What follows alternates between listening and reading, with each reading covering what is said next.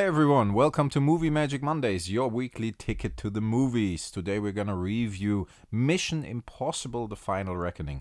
Don't ask me why they do not call it Dead Reckoning Part 2. Would have made more sense to me as the previous one has been called Dead Reckoning Part 1, but they called it The Final Reckoning. We're gonna keep this review spoiler free. I think it's fair to keep it spoiler free, although the movie has been out for quite a few weeks. I know, most of you might have seen it already. It is what it is, folks. I really want to talk about that movie still, despite you might have seen it already, or despite the fact that you might have seen it already. I think it's important to talk about these movies, and I really want to give you my opinion. I've actually seen this movie in the cinema, and I was a little bit disappointed, and I will tell you why. But before I will tell you why, I will let you know that next Monday I will attend the press screening of Greenland Part 2. And I'm actually looking forward to that one. So there will be a review of Greenland Part 2 as from the moment that I'm allowed to release it. As from next Monday, obviously. I think the official release is in January, so I have to see what the embargo date is. But today we're going to talk about Dead Reckoning Part 2, The Final Reckoning. Mission Impossible, the latest one. The goodbye Mission Impossible movie. Although it doesn't feel like a goodbye, at least it does not feel like a goodbye to me. Honestly, I'm very fond of Tom Cruise and his movies. I really like the way Tom Cruise approaches movies. Normally, the name Tom Cruise for me stands for quality movies. The occasional science fiction movie of which we do not get enough, Oblivion, Minority Report, of course, Edge of Tomorrow, these kind of things. The occasional fun project, The Mummy recently, Top Gun, of course. The occasional movie where he's like a weird side character, Tropic Thunder, and he doesn't take himself too seriously. I know there's been a lot of talk about the fact that he might be very strict on set, and of course he's part of the Scientology church. I don't really care about that. I mean, you have to be strict to get a multi-hundred million dollar movies on the road. And as far as I understood, he doesn't bother anyone with his religion. At least the other actors that have been invited to his house or whatever, if they talk in interviews about Tom Cruise, it's not an issue. So then why should it be an issue for me? So I really like the way he approaches movies. And I really think he made something of the Mission Impossible movies, next to all his other cool movies and quality movies. And I've seen the Mission Impossible movies in the cinema over the years. I even been to the first one in the cinema. I was pretty young then. It doesn't look like it, I know, but it is true. I've seen the second one in the UK during a school trip. We almost weren't allowed to go in because I think it was 16 plus or 15 plus in the UK, but we talked to the guys and they let us in anyway, and a couple of us didn't have anything to do and we wanted to see a movie in English, which was a thing back here in Germany and in the Netherlands. Netherlands, not so much a thing because we do not really translate, but in Germany they do dub, and that's where I grew up. In the Netherlands, I can see every movie in the language I want to see it in because everything is kept original with subtitles, so that's a little better. But back then it was really difficult. So we went to the second one in the cinema there. The rest I've seen in the cinema in Germany and in the Netherlands over the years. And I really enjoyed them all.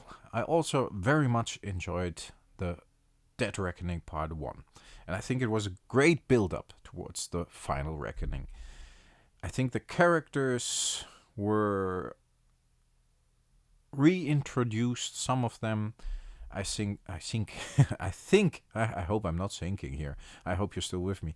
I think extra characters like Pom Clementive's character, like the assassin, were really cool. I really liked her in Guardians of the Galaxy, of course, but I really, really liked her here as well as the cold-blooded French assassin. I think she's adding something to the movies, and I was very much looking forward to Dead Reckoning. And unfortunately, again, I will keep this spoiler free, but unfortunately, I've been utterly disappointed. I think this movie does not feel like a Mission Impossible movie at all, which is super weird to me. I think it is way too slow. We get flashbacks and explanations about connections to the old movies. A lot. And I think it's not even necessary, because if you're a fan, it's good, and then you recognize the stuff. And if you're not a fan, you don't miss it. You don't need the explanation. You don't need an introduction of a certain character and then Benji explaining right away, oh, this is this and this guy that you encountered before, Ethan, right?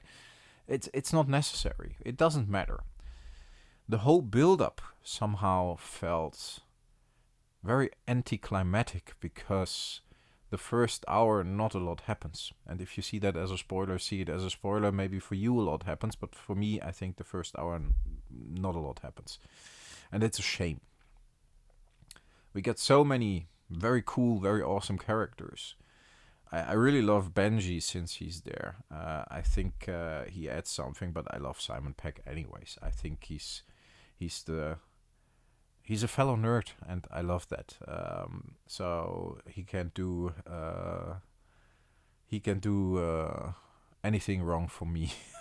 I think not only the Shaun of the Dead and Hot Fuzz and The End of the World and the Star Trek movies, but even stuff like Paul, I really, really enjoyed. I mean, I think Simon Pegg is a very charismatic and very interesting guy I can very much relate to, because he seems like a fan as well. When he talks about scenes with AAA actors, he is in as well. And he's like, "Ooh, I'm in the scene with this guy." Then I'm like, "Hey, you're..." And obviously he's at a level now where he doesn't have to do that anymore. But he still probably, to me, is very relatable and very charismatic. He had a big role in the movie. That's what I liked. So that was good, because I think he deserved it.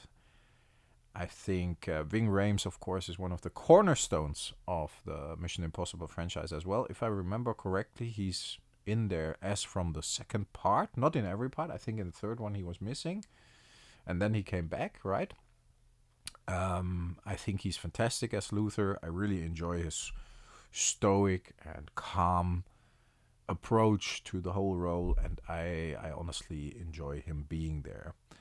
Rebecca Ferguson, I like as well. I personally enjoyed Michelle Monaghan. I think that's how you pronounce it, right? Ethan's wife, more, because I personally like her more as an actress. I think she's very natural and very, very charismatic is a word I have to use again. I just used it for Benji as well, but I really like Michelle's charisma, and I think she's an incredible, talented actress when it comes to portraying like natural charm and beauty, and comes across very likable. So it was a bit difficult to accept Rebecca Ferguson as kind of a follow-up. Of course, there is no real romantic relationship. I get it, but a little bit as well, because it's hinted towards that. So all the characters are there. Some I like more, some I like a little less. And then we get to the bad guy who was built up in part 7. A lot of flashbacks again. Part 1, Reckoning part 1, I think. At least that's what I wanted to say. A lot of build up. Yes, I use that word again. I know, but I don't really know how else I can describe it. It's leading towards the showdown, obviously, with that guy. Although we hadn't seen a lot of him before, but then they want to connect everything, and then I expected a bit more. Because he's like kind of running away the whole movie. And again, that's not a spoiler, because I'm not telling you what he's running away from or what he's doing, and kind of doesn't mean he's doing it all the time. You get what I mean. He's not the most present, aggressive, and determined bad guy there is. So overall, the whole slow approach, combined with the fact that the movie was very dark and depressing and not funny, and very much presented in a way that makes you feel threatened and afraid, and oh, if that all happens, then we're all fucked and the whole world is going down. I get that you want to lift it to that level, but what I really, really enjoy about the Mission Impossible franchise is the coolness and the fun sometimes, and the creative approach when it comes to solving problems, and entering vaults, and the masks, and of course we got some of it in this movie as well, but it didn't feel like a Mission Impossible movie. It was way too dark, way too serious. I really, really didn't like that, and I didn't like the fact that it was so slow for a Mission Impossible movie. Of course, there are action scenes in there, and of course, they look fantastic as always. But overall, it was a bit underwhelming, especially the end fight. To me, maybe you like it. I'm not gonna tell you what it is. Again, no spoilers. But as a general perspective perception thing, I tell you that these kind of scenes seemed a bit underwhelming to me, at least. Let's get this guy. Let's get Snake in the picture a bit better here. I was wondering what he would have to say to this. Um,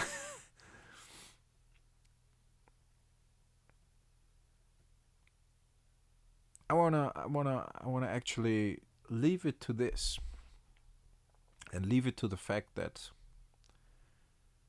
it didn't feel like a Mission Impossible movie to me. It came short in so many ways, despite having all the ingredients necessary with the actors, just like I explained, with the action, with the build up, to be a fantastic, awesome movie we all were looking forward to. I've seen it with the family. My daughter is 17, my son is 14, and my wife. We normally watch these movies together, and we were all disappointed. So it's not an isolated incident. I had a look online a little bit. I don't care about what others say about movies because I form my own opinion, and I sometimes love movies others hate. But I had a look online. In this case, most of the people complaining about Final Reckoning have comparable arguments to mine. And I could go into detail about the scenes, like I said, but I want to keep it spoiler free. It is a general problem.